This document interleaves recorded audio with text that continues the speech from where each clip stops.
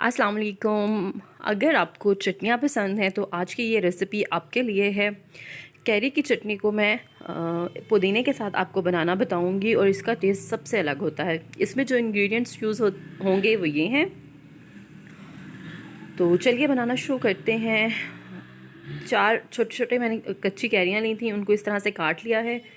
1 मुट्ठी पुदीना इसमें डालूँगी और उससे थोड़ा सा कम धनिया, और उसके साथ इसमें डालूँगी मैं सब्ज़ मिर्चें। वो आप अपने टेस्ट के हिसाब से डालें। ज़्यादा तीखी पसंद करते हैं चटनी तो ज़्यादा डाल दें।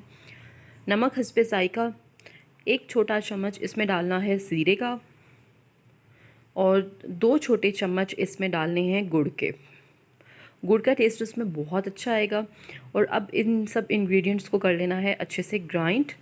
थोड़ा सा चाट मसाला आपने इसमें डालना है, इससे बहुत मज़े का टेस्ट आएगा।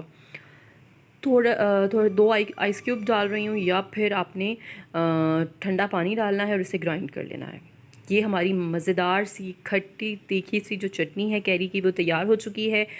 आई होप आपने इस तरह से कभी नहीं बनाई होगी, तो ये ज़रूर बनाइएगा और मुझे कमेंट्स में ज़रूर बताइएगा कि मेरी आपको ये आज की कैरी की रेसिपी कैसी लगी। अल्लाह हाफ़िज़।